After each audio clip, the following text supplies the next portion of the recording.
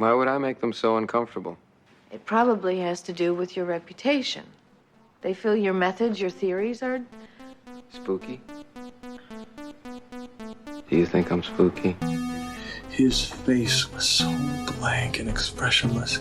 He didn't even seem human. I'm not turning my back on anyone! Have you ever found a metal implant in your body? Have you checked everywhere? Mulder, you have to understand! Put it down! You put it down first! Scully! Hi, everybody. Hello, everyone. Welcome to Fox Mulder is a Maniac. Fmeum. Oh, shit. I'm one of your hosts, David Bell. I'm a second host, Tom Ryman. And you're listening to a free-for-all episode designed to tempt you into checking out our Patreon. This is a calculated move on our part. This is not generosity. Yeah, we are sharks. Yeah. The first hit is free. Oh, yeah. Yeah, we are drug dealers. Yeah, exactly. This is a normally exclusive podcast on our Patreon, patreon.com/gamefullyunemployed, where we go through the X-Files and we deconstruct just how incredibly loony Agent Fox Mulder is. Mm-hmm. He has no business carrying a gun and acting on behalf of the government. Yes, we all love Agent Mulder. He was one of my first heroes along with Agent Scully.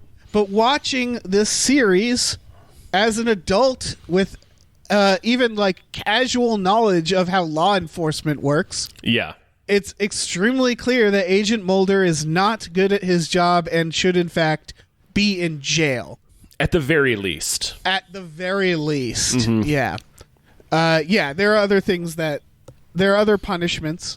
That could be levied against him, yeah. But yeah, so we've been going through the series in order. We've made it all the way to season 4 so far. Yeah. And specifically, we are at season 4, episode 17, otherwise known as Tempus, Fugit. It is a part 1 of a 2-parter. The name probably doesn't pop out to you. Tom, did you remember this episode? Yeah. Okay, yeah. I knew this episode because this is the return of the character Max Fenning. Yeah. Who is an alien abductee early in, I think, season 1. It's in season 1, yeah. And it's a pretty big mythology episode, but not that big. It doesn't deal with like the alien, the oil, the black oil. No. It's just like kind of a mid-season 2-parter, but it's a big episode in terms of the series production. I mean, they recreated a plane crash. The plane crash is genuinely impressive. I mean, you don't see the thing crash. You just see the crash site afterwards, and it's a pretty massive outdoor location that they've really dressed up to look convincingly like a plane crashed into the goddamn earth. What happened was a plane was like a Boeing 737 was created in season 3 to simulate a crash, and they I don't know if they used it in that season, but they were like, well, fuck, we made a plane, so they I think they started with the idea of the plane crash, this thing was it required 400 gallons of hydraulic fluid to make. It could move across, it could move to simulate turbulence. It could be taken apart to have a camera put in. They had actual National Transportation Safety Board official to be the technical advisor to make sure the plane crash looked right. Chris Carter said that the crew was actually frightened of how realistic their work was. It's a really good plane crash.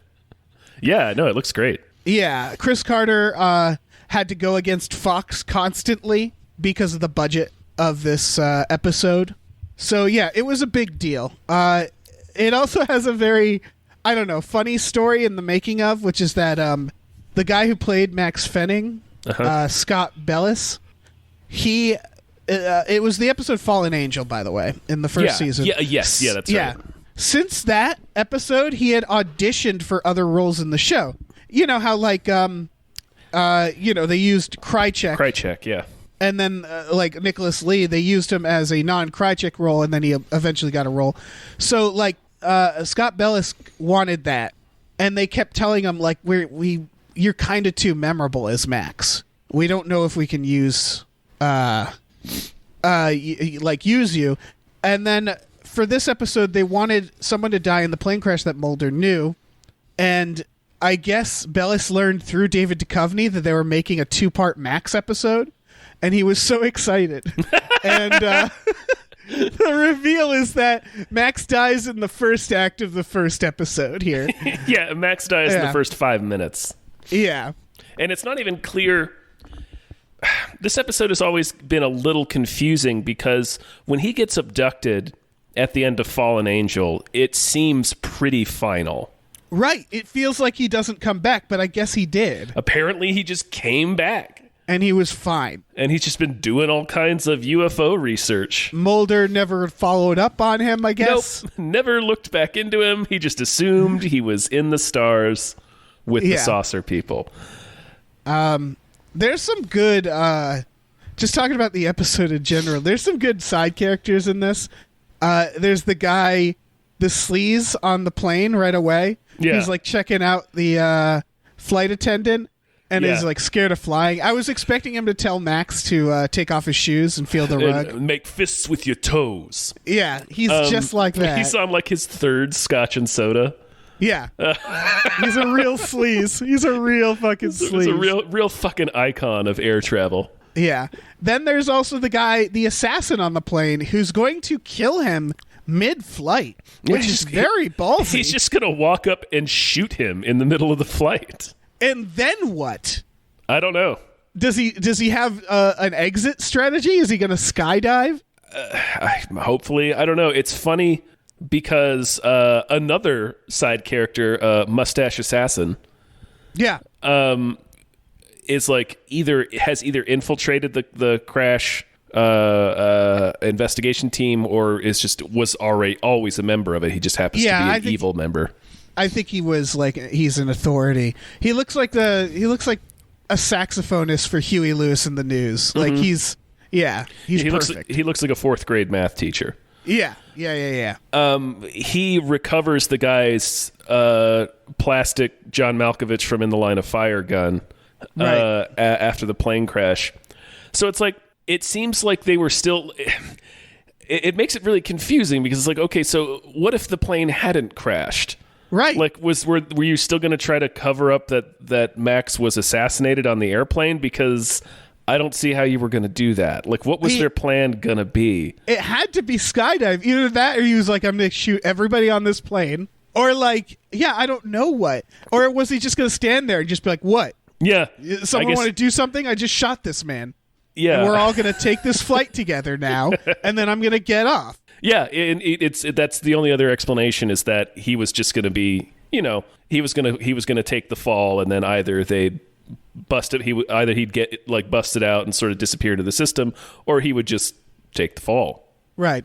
For these shadowy government figures. Yeah, for people wondering, it's basically Max is on a plane.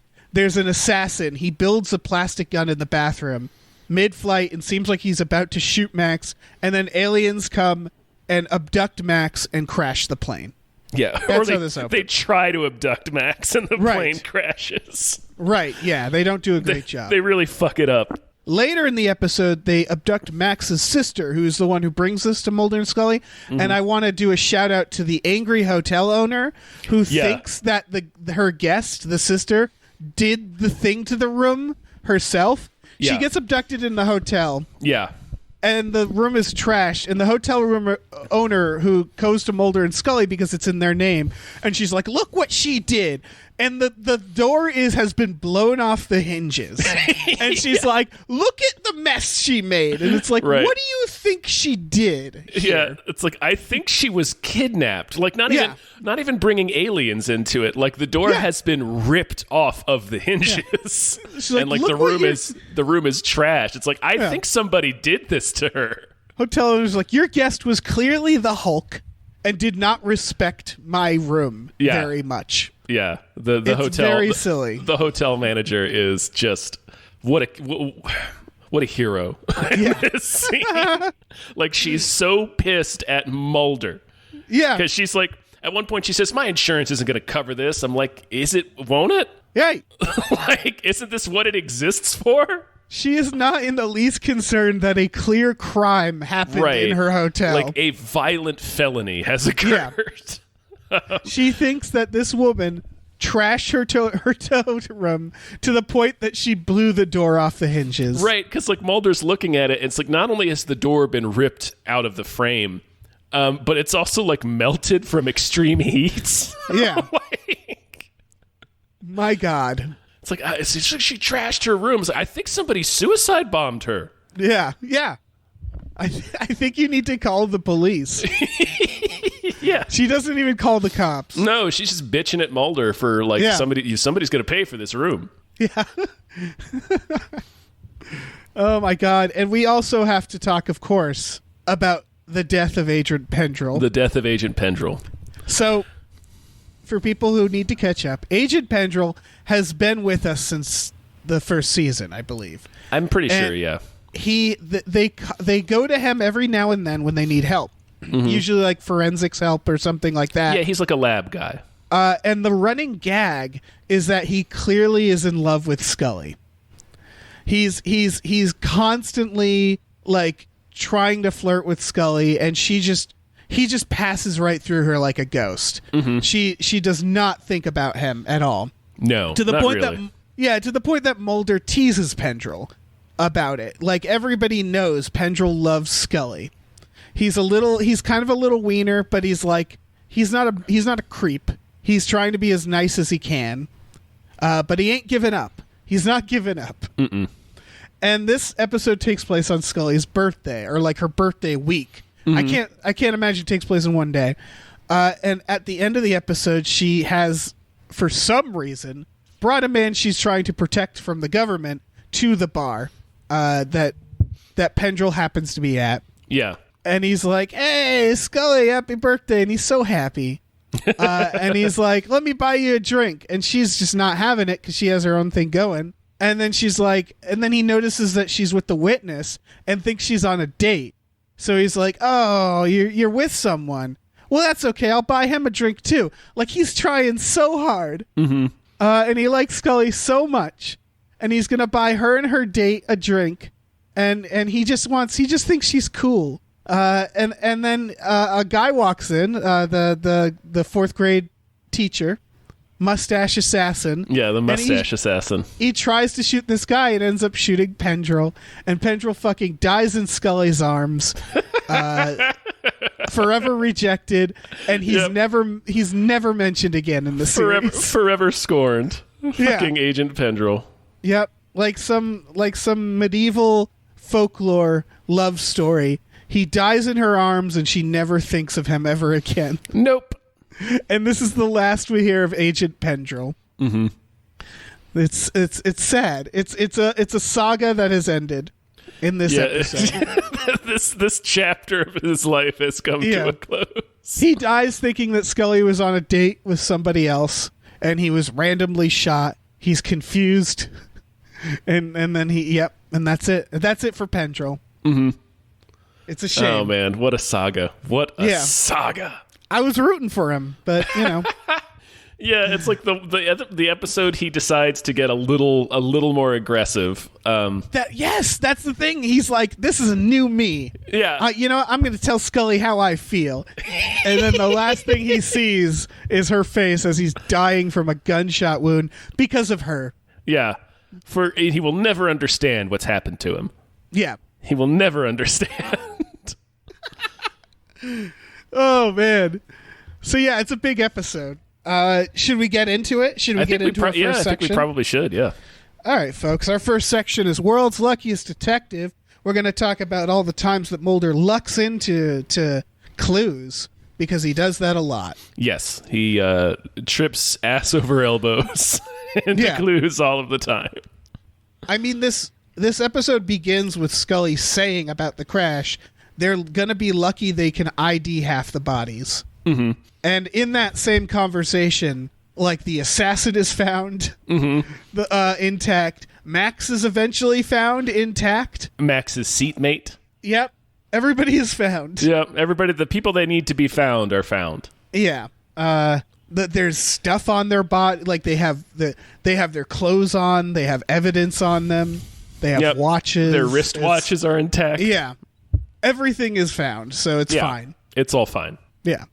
That's, I think, the biggest, in terms of odds, that's the biggest luck, right? Yeah. Like, especially since, wasn't Max sucked? Wasn't he, like, the plane crashes while he's, like, floating towards the ship? Probably. So, like, we don't really see what happens. I think we do in the second episode, but it means that they find his body away from the crash. Like, he should be pulverized. Yeah. He should be a little Max Fennig soup. Yeah, a little Fenning stew. Soupy little stew. Yeah, but he looks like he's just sleeping. Yeah, they all look like they had very gentle passings. Yeah. When it was this, and they tell us that the plane hit the ground almost vertically. Yeah. At like 400 miles per hour. And they find someone who's still alive. Yeah. Yep. And I'm like, I don't think that's possible. I'm pretty sure you can't do that. Like, I know that most plane crash, like 95% of plane crashes are survivable, but that's because they are usually runway crashes. They're not vertically slamming into the ground crashes. No. Those are not survivable. They're not plunging into the earth like a fucking javelin. Yeah. It's, the plane is disintegrated. Yeah, like, the crash, there's no evidence, like, it's all pieces. How did that man survive? Right. Well, Mulder, at one point, Mulder even says, like, "Where's the plane?" Like, it's so destroyed. Yeah. This guy's fine, though. He has radiation burns, and they use that to. But, like, my God. I guess they're lucky about the air traffic controller guys, because they like play out their own mini plot where, like, he lies to Mulder. They go to this army base, and there's air traffic controllers who witnessed the flight, and they lie to Mulder about what they saw, because it turns out that, they saw the UFO. Yeah, they saw a second plane. Yeah. And then, like, his buddy is like, I'm going to tell him the truth.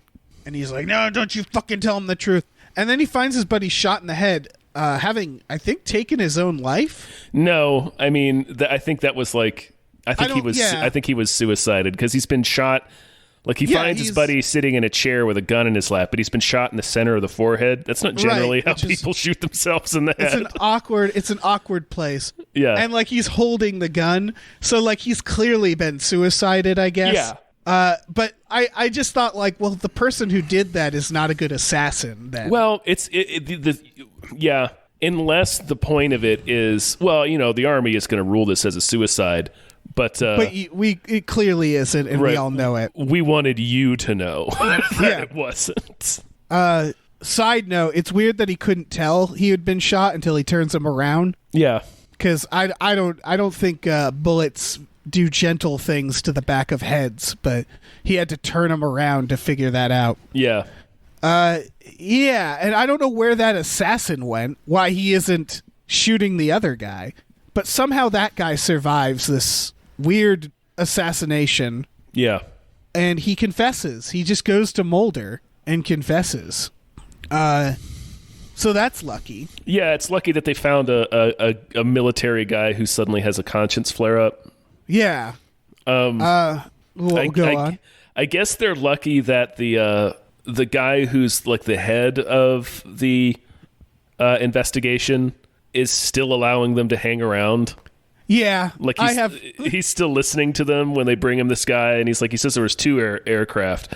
It's like, well, we don't have any evidence of that. And then Mulder just leaps in there with, like, but what if there were 3 aircraft? Despite Mulder's best efforts, he is kept on this crash. They allow him to continue hanging around. Yeah, and similarly, this is something that we'll get into in the next section, but Mulder is pretty lucky that he finds an alien crash site by scuba diving, and B, survives scuba diving.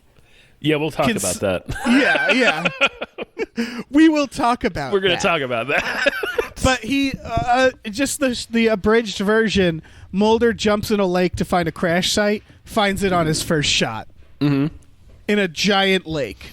Right, so that's pretty lucky. earlier the aliens themselves were looking for and they couldn't find it. The aliens with their alien technology can't find. Yeah, I like that they have all this impossible technology, and the couple of times we see the UFO in the episode, it's just using a searchlight. Yeah, apparently they don't. Apparently they have like awesome alien engines, and then the rest of the stuff is just what we have. Yeah, it's all just corny bullshit. Yeah. And they drop off Max's sister while they're looking, I guess? Yeah. Is that what they did? Apparently. Like they see the plane crash guy who's the one who finds Max's sister. Mulder doesn't do any of it. He does the fun Mulder stuff. He finds the crash, he sees the UFO, and the UFO sees him, and then they're just like, here. And they kill Max's sister, and they bounce. And I was like, I don't know what that was about, but I don't know. okay. Maybe they were done, and they were just like, well, all humans are the same, right? So he's like, we just give him to another human. They'll know what to do. Yeah, I guess that's nice of them. Like, we were just going to drop her off in a field somewhere, but all right, here you go. Sure, here you go. Yeah, have fun with that. Yeah, I guess that's World's Luckiest Detective. Do you have any other thoughts? I'm thinking... No, I think that was all of it. I think we covered it. All right, well, I think it's time then. Oh, man, is it? For the bulk of our episode, yeah. I think it's time to put on something a little bit more comfortable, like a robe, something perhaps. A lot of room. Yeah. Grab a beer at the bar, maybe some nachos. Get shot right in the chest. Get shot by right a mustached assassin. Yeah. Let's glide on into Mulder After Dark. Oh yeah. Oh, that's the stuff. Yeah. It's like a salve. Oh, like a wonderful salve. So let's talk about Scully's birthday. Sure, let's talk about Scully's birthday. So it's Scully's birthday. They're sharing nachos at the bar. That's fine. She mentions they surprise her with like a small pastry, like a little puff thing. Mm-hmm. It looks like a snowball. It looks like a snowball. Yeah. Mulder's really feeling himself. She says, "You haven't remembered my birthday in 4 years." That checks out. Yeah. I don't disbelieve Scully. No. And Mulder hands her a gift. And he says, "Something that reminded me of you." This is incredible. So it's like when he hands her, we can just pause for a second before we get to keep going. But like in that exchange, when Mulder hands her a box and says, "It's just something that reminded me of you," there is literally, it could be anything in that box. It could be anything. Yes. It could be anything. Yeah. There's no way to tell. There's no way what Mulder could possibly have bought for Scully. It could be a live bee. Yep. A single bee. He's like, "I named it after you, Scully." Just a single bee. Yeah. It could be a shark's tooth. Yeah. Oh yeah. I can see Mulder getting a shark's tooth at a gift shop. Yeah. He goes to the aquarium, gets a shark's tooth. It could be a gift card to Buffalo Wild Wings. Yeah. It could be literally anything. There's no telling. And here's the thing. We know about Mulder's gift giving in the past. Yeah. He buys her, when she's in the hospital, he buys her, I think, a sports bloopers tape, which was clearly just one that he had already. Yeah. It was whatever he grabbed. He went through his tape collection and found the one thing that wasn't pornography. Yeah. And grabbed that. This he definitely got at a gift shop, I think. Mm-hmm. So the gift that he gives Scully, that he says, again, "Something that reminded me of you." Yes. Is an Apollo 11 keychain. Uh-huh. Apollo 11 commemorative keychain with her name inscribed on the back. Yes. So, okay. A couple thoughts here. Yeah.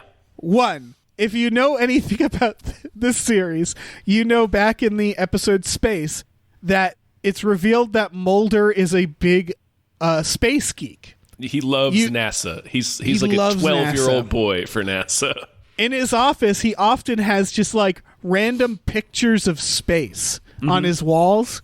Scully is not a space geek. No, not at all. In fact, I think she gives Mulder crap for being a space geek. She does, yeah. So he got her an Apollo 11 keychain and said something that reminded me of you.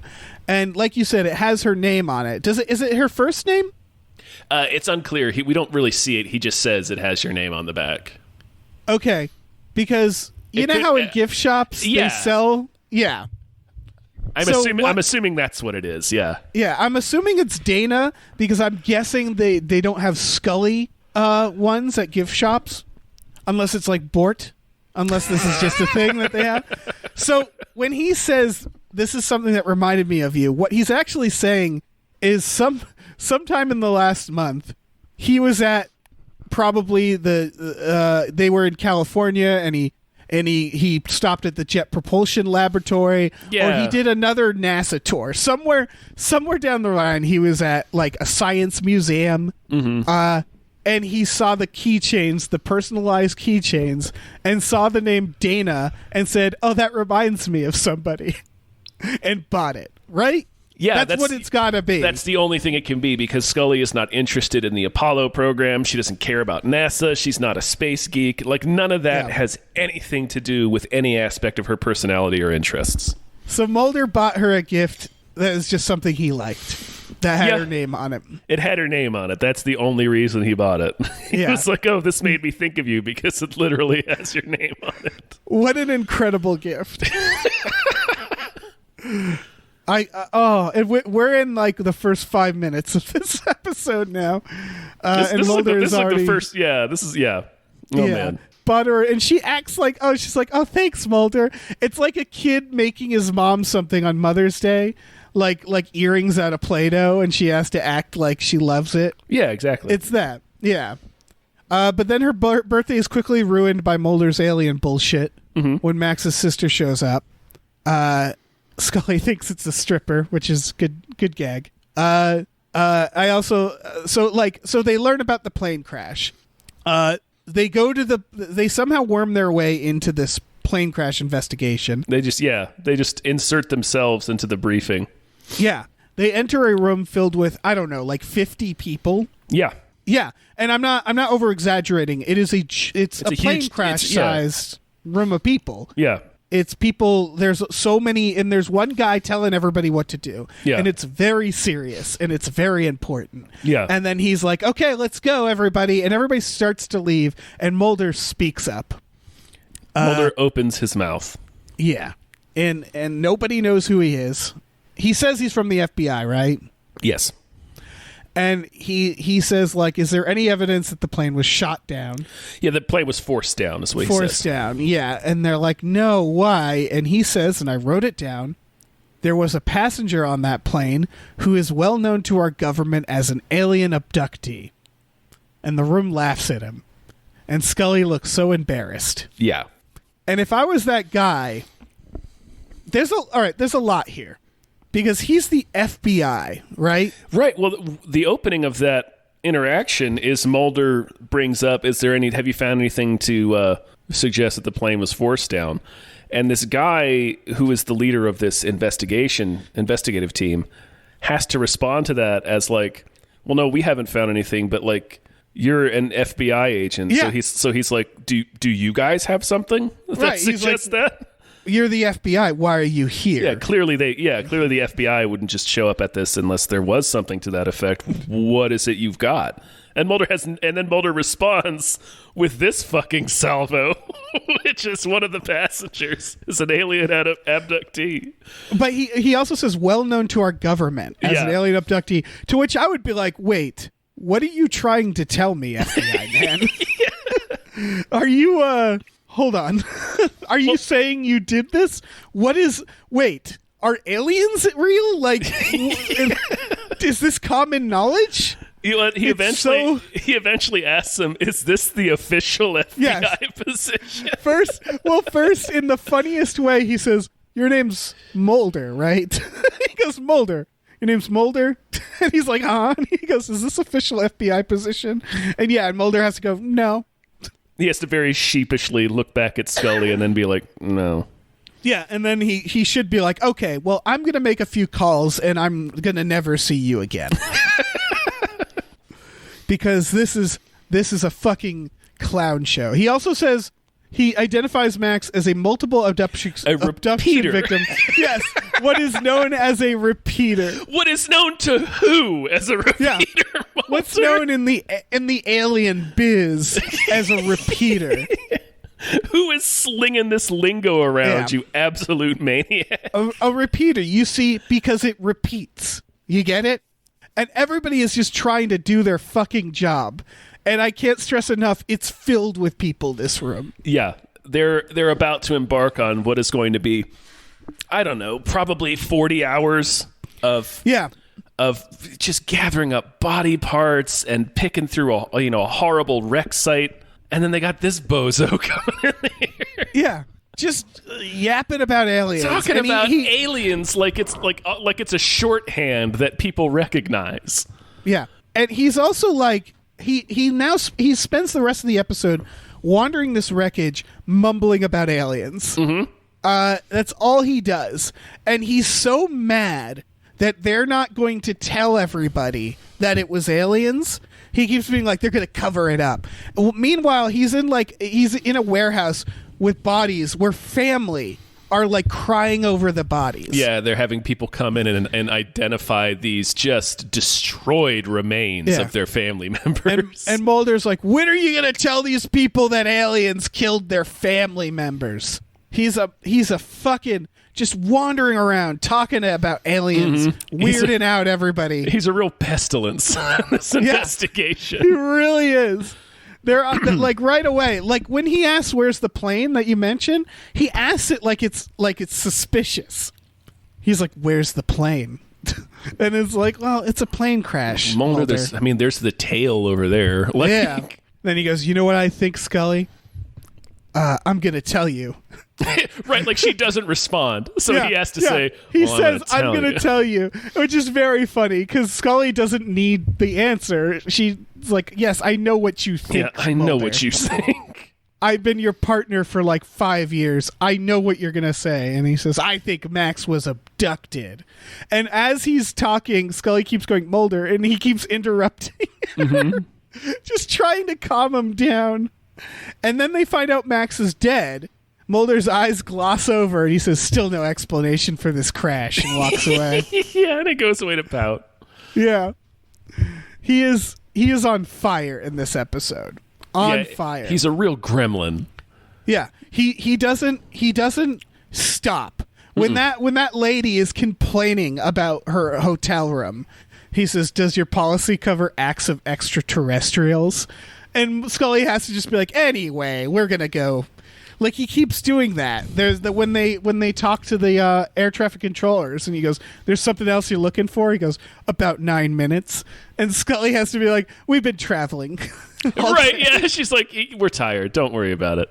Yeah. Don't listen. He's not making any sense. Yeah, with the hotel manager, like Mulder keeps pushing back with his weird bullshit, and Scully just has to kind of very casually say, "We'll take care of it." Yeah, and then she's like, "Ha ha ha ha ha! That's great, Mulder. We're gonna go." Yeah. He isn't. It's her birthday. God. Yeah. It's her fucking birthday, and Mulder will not fucking let up.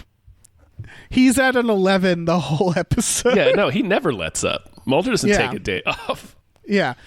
He's so. I want to talk about Mulder emotionally in this. Sure. Because Mulder finds Max's body, right? Or he sees Max's body. Yes. He finds his business card in it. Mm-hmm. He's sad. He's actually sad. He is, yeah.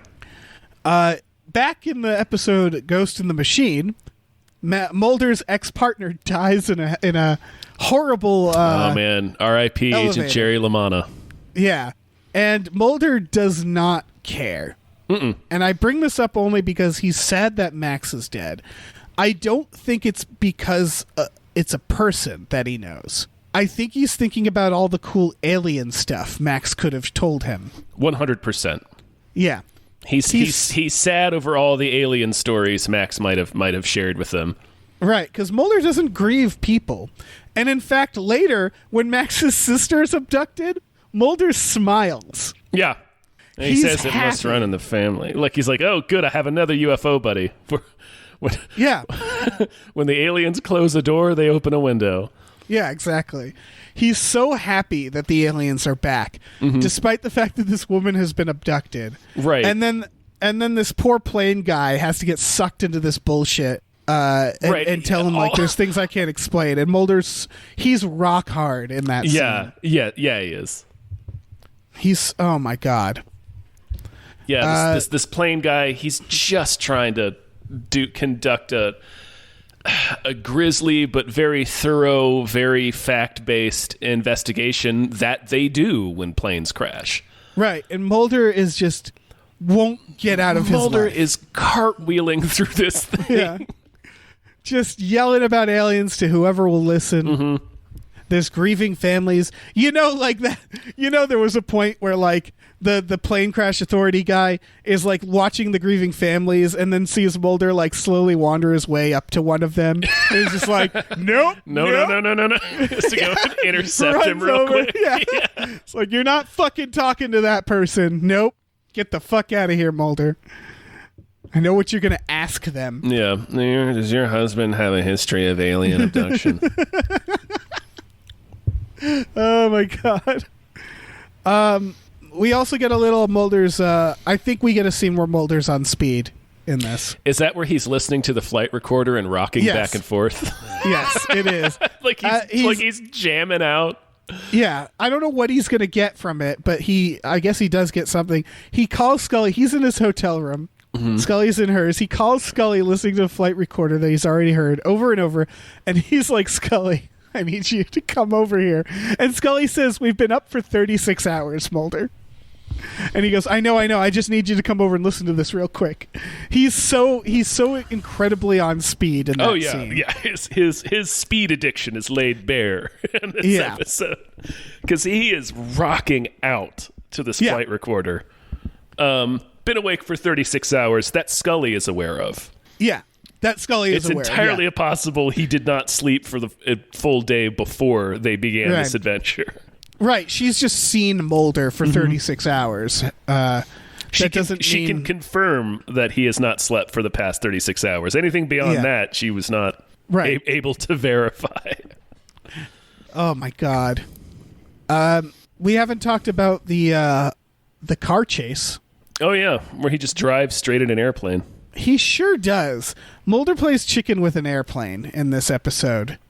I don't think he has to. I mean, it works. It works. It gets the other two cars to spin out as they have to dodge the same airplane. But the way this scene works is they walk out with this guy that they're trying to protect. They see some cars coming. Now, they're at the wreckage of the plane in the hangar. Yeah. So, like, it's not unusual for cars to be showing up. One imagines. He's not wrong. But it's weird that they're just like, go, go, go, go, when they see these cars, these government vehicles. One imagines there's a lot of government vehicles. But whatever. They do chase him. Mulder drives down the runway, plays chicken with a plane, almost causes a second plane crash. Yes. And there's a lot of places he could have gone. He didn't have to drive on the runway. And in fact, they still have to avoid those guys, right? Like, they're in the airport. Airports have fences around them. They're all in the same place. So the show kind of yada yadas over, like, what happened to those guys? I don't know. They spin out and we never see them again. Right. Yeah, exactly. But they're all in the same airport. And in fact, Scully takes a plane from that airport later. So couldn't those guys have gotten out of their car and, like, I don't know, slowly walked to them? You'd think. Yeah. But yeah, he plays fucking chicken with a airplane. Almost causes a plane crash. And he learns, he makes, right before Scully takes this witness on a plane out, it occurs to Mulder that maybe the second crash site is in a lake. Yeah. So he gets in his car. He's like, go take care of this guy. I got to go do something. And by himself, in the middle of the night, decides to find a lake crash. He doesn't get... He's an FBI agent. Mm-hmm. He can have other people help him. Yeah, right? but he doesn't want to, I think, because he's worried that they're just going to come in and cover it up. Right, but can't he get, like, local PD or, like he, again, he's an FBI agent. There are people under him that he could get to help, right? Other FBI agents he knows? You'd think. But he goes in the middle of the night, this poor guy who's working at the dock. Right, he's just like a park services guy. Yeah, and he's like, FBI, I need your help. He makes this guy take him out into the lake. Mulder puts on a scuba suit, and the guy asks him, do you have any experience with this? And what does Mulder say? Mulder says, I once got a quarter off the bottom of the deep end at the Y. Yes. And then dives into the lake. Yes. Now, Mulder I've never gone scuba diving, but I know it's complicated. It takes several hours of training. Yes. You can't just do it. Yes. Like, Mulder is going to drown. Yes. Realistically speaking, Mulder says that to the guy, jumps off the boat, a minute passes, and then his body just surfaces, floating. And the guy, like, sighs, fishes him out, goes back to the shore, and calls somebody. Yep. Like, I don't think this guy was an FBI agent. I think maybe I was fooled. Yeah. Yeah. Mulder goes scuba diving with zero experience. Yep. And then immediately finds an alien plane crash. Mm-hmm. Or and UFO crash. then it's like surprised by it. Yeah. Like he sees that super dead alien and is like, whoa. Yeah. Aliens. Going back to World's Luckiest Detective, this is one of the luckiest moments of his career. Mm-hmm. Not again, he scuba dives with no experience, somehow is still alive, and immediately bullseyes an alien UFO. Mm-hmm. My God, Mulder. He's having a real wild evening. Yeah, again, evidence to speed. Being on like amphetamines makes you feel like you can do things you can't do. Right, it makes you feel like you can do anything. It's like, I can scuba dive. How hard can it be? It's extremely difficult. Yeah. I mean, my mouth is extremely dry from all the meth I'm taking, but like I'm gonna go ahead and jump in. Yeah, my fucking God. Mulder. So that's the story. And then it's a to be continued, where Mulder's underwater with the alien and there's lights above him, which could be anything from UFOs to the government to just the local police when that dock guy called them because some maniac stole his boat. Yeah. And like pretended to be FBI. It could be any. That's the thing about Mulder. We've talked about this. Everybody, at any point, Mulder could be detained by anything from the shadow government to like security guards at a casino. Mm-hmm. It's really up in the air. It's just concerned citizens. Yeah. Could detain him. Scully has bailed Mulder out from both a local police station and like a government black like site. A military black site where his memory was erased. Yeah. Scully has bailed Mulder out of everything. God damn it, Mulder. Yeah, any other Mulder After Dark? Mm-mm. All right. I think that's it. Yeah. Let's go into fireable offenses. Oh man, yeah. Yeah. I mean, I assume wandering into a crash site like that, representing the FBI, and then starting to ramble about, really, let's call it what it is, interfering with this investigation. With an investigation. Yeah. I think that would get him in a lot of trouble. Yeah, I think everything he does in this episode would get him into mountains of trouble. We've talked about this before. Mulder will go to places and say FBI and start asking about ghosts and whatnot.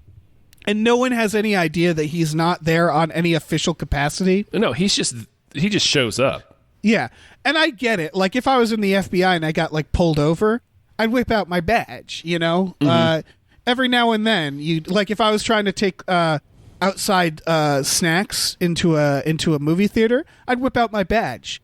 But like he does it. He shows up at crimes like and people are like, I didn't know the FBI was called, and he won't correct anybody.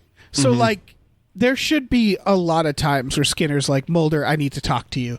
You need to stop showing up at like seances and shit and saying you represent the FBI, because they call the FBI when you're like talking about an invisible bear and stuff. They call me. It comes back to me, and there's they no let way me know. Like, I hear about this. Yeah, there's no way a room full of 50 people see a guy claiming to be the FBI and talking about alien abduction. There's no way they didn't call the FBI and be like, hey, we really need this guy to fuck off. He is causing a big problem. Morale is very low. We're trying to do our jobs. He'd at least be kicked out of this crash site. Yes. Yeah. That's all I have, though. He doesn't hijack a gondola. He doesn't do anything. Not any of like his individual things that he does is really that egregious in terms of like breaking the law, outside of just the overall inserting himself into this investigation when he has no reason to be there. Yes. All right, let's talk about who the enabler is, and name the enabler. I've been introducing the idea that Mulder can be the enabler because this poor guy had to investigate a plane crash, and by the end of this, he's seen aliens. Yeah. Mulder shows up into this guy's life and fundamentally changes it. He has become a radicalized alien conspiracy theorist. Yes. Like, by the end of this. Yeah, he has completely upended this man's entire universe. Yeah, this man did not need this. And, like, Scully's not... she's just trying to have her birthday week, man. Yeah. Like, she's in that hotel late at night, like, happy birthday to me. Oh, Scully man. calls, Scully, I need you to listen to this flight recorder. Oh, my God. Yeah, I don't know. There's nobody enabling Mulder. He's just sort of off the leash. Yeah, he's just running. Yeah. I would say Scully, it's like, you need to listen to this flight recorder. Mulder, it's 4:30 a.m. or p.m. He has no idea. No idea. He has blacked out his windows. Yeah. So the aliens can't see him. Yeah, someone should step in, obviously. Always. Somebody should intervene, especially this, like, someone needs to. I will say, like, whoever's allowing Mulder to be on this airplane investigation, they need to not do that. They need to pull Mulder out of there. Yeah, somebody needs to stop this. Yeah, even if it means having to like tase Mulder and drag him away, which it might come to. It's not good for anybody. I guess that brings us to our final section: Crazy Like a Fox. Woo! Woo! This is where we sign a numerical rating from 1 to 10 to grade just how out of control Mulder was in this episode. 1 being, still fairly in control, and 10 being wandering up to random traumatized families as they look at the scattered remains of their loved ones to ask them if perhaps this mutilated dead person ever talked about aliens before they exploded in a plane crash. Showing them a picture of an alien and being like, do you recognize this man? Have you seen this man? Picture of Alf. Has your dead husband ever met this man or spoken to this man? Yeah. It's just a picture of Alf. We usually grade this as the low numbers are usually when Mulder just says some kooky things, but nothing big. Yeah, Cesar does some weird shit that's not really that consequential. That's just weird. Mid-season starts becoming, or mid-level becomes him abusing his power more, putting himself in danger, endangering flipping himself. out. Yeah. Yeah. And then near the end, it becomes endangering other people purposefully, like negligence, and then purposefully endangering people. Yeah. For the truth, to find the truth. So this is interesting because he does play chicken with an airplane. He sure does. And that could result in the deaths of a lot of people. Including everyone in his car. Including everybody in his car, including the men he's trying to protect. Yes. I think we didn't talk about it too much because it just happens. And it's a car chase, I guess. But that's not anything Mulder has ever done before. No, that's pretty egregious. That's extreme. Yeah. He he drove around on a runway and got into chicken with a commercial airliner. That's rock bottom. That's pretty major. Yeah. He doesn't. The thing, the like the little buffer is that it's an act of desperation. Which is why I would say this episode is not a 10. No, I wouldn't call this a 10. Would you call it a 9? I would. Because here's the other thing. He's the level of insanity in what he's saying, what's coming out of his mouth. Because we've definitely crossed some thresholds here. Yeah. We've crossed the crazy Mulder walking into a room and saying absolute fucking gibberish. Yeah. Right? Yes. We've absolutely crossed Mulder endangering his life in a wild way. Yeah. Not just like casual endangerment, but he scuba dives without any idea of what he's doing. That reminds me of when it reminds me of how many times he goes to like the Antarctic or right. It just buys a Rica one-way with ticket to the middle of the ocean. Yeah, and then doesn't think about how he's going to get back. No. So we've crossed that. So that's around the 6 or 7 point, right? Mm-hmm. So what's left is the chicken with the airplane. Yes. So that's got to get him up to at least an 8, right? I think an 8. I was thinking 8 or 9, yeah, but... Yeah, I'm Sanguinarium is an 8. The Field Where I Died is an 8. That's the one where he... Oh, yeah. Yeah. With the cult, where he definitely endangers a mass suicide. Herrenvolk is a 9. I forget which one that one is. Grotesque is a 9, but that's just because of how incredibly out of his mind Mulder is in that one. And it turns out that he's not being influenced by a monster or anything. This is just casual Mulder obsession. Yeah. Nisei is a 9. Let's see. I'm looking for other 9s in our past. Of course, space was... or ice is a 10. And that's I mean, that makes sense. Because that's also behavior. Yeah. Dwayne Barry is a 10. Ascension is a 10. That's where he hijacks a gondola. Dwayne Barry is when he chokes a man in custody. Anasazi is a 10. The Blessing Way is a 10. Just mainly because astral projection. Astral projection, Mulder, yeah. Yeah. 731 is a 10. That's, I think, when he jumps onto a train. Yes. Yeah. So, yeah. Yeah. Paper Hearts is a 10 because, of course, it is. Of course, Paper Hearts is a 10, yeah. Tunguska because he leaves Krychek in a car to die. Yeah. So, I don't think it's 10 worthy. Yeah. I'm trying to... Let me look at more. Herrenvolk, 9. I feel like... What do you think? 8 or 9? If Grotesque is a 9, he doesn't directly endanger anybody in Grotesque, does he? I don't think so. I think it's just the disturbing realization that Mulder's not being influenced. This is just Mulder. Yeah, that is extremely disturbing. I think this deserves a 9. Yeah, I think we can go 9. All right, let's get this to a 9. Let's give this son of a bitch a 9. Yeah, we can always go back and tweak. You know, nothing's set in stone. Yeah, we've already Ice and Dwayne Barry. I think we made both retroactively made those 10s. Yeah, we should eventually, because I've been keeping track. I don't know if we do this when we finish the series, but we should release the ratings, right? So people can graph it. Sure. Yeah. All the graph fans we have, those crazed graph heads. I assume we have at least one graph head in our fandom. One of you weirdos graphs things, right? Yeah, one of you bizarre assholes will take this information and turn it into a graph. Yeah, please. Yeah, please do it. We'll make it a poster or something. I don't know. Yeah, something. So that's been the episode. Yeah. That's it. And so stay tuned next week for the episode Max, which is part 2.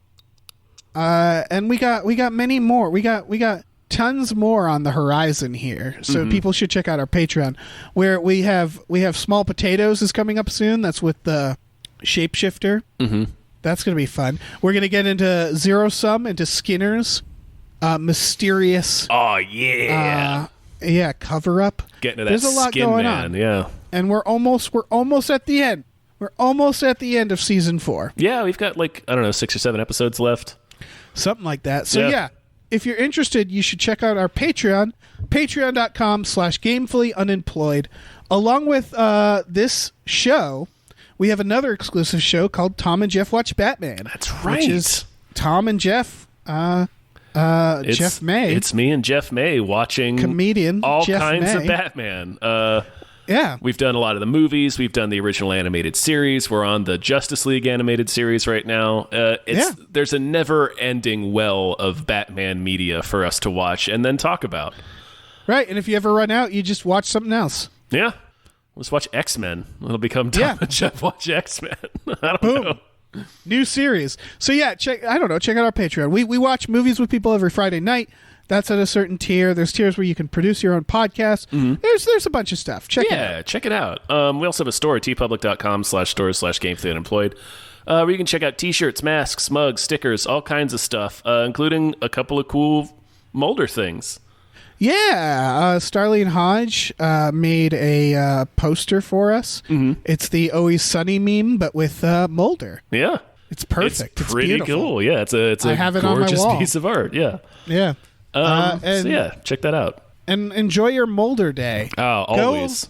Do what we always do to celebrate. Go scuba diving with no plan or experience. Mm-hmm. In the middle of the night, ideally. Yes. Yeah. So visibility is at its lowest. Lowest, yeah. That's what you got to do. That's the only way to do it. Any other way is cowardly. Yep, that's how you learn. Mm-hmm. Artwork for Fox Mulder's A Maniac is produced by Starlene Hodge. Follow her on Twitter at StarleneX. That's Starlene with an X. Or check out her delightful webcomic at rubywhipple.com.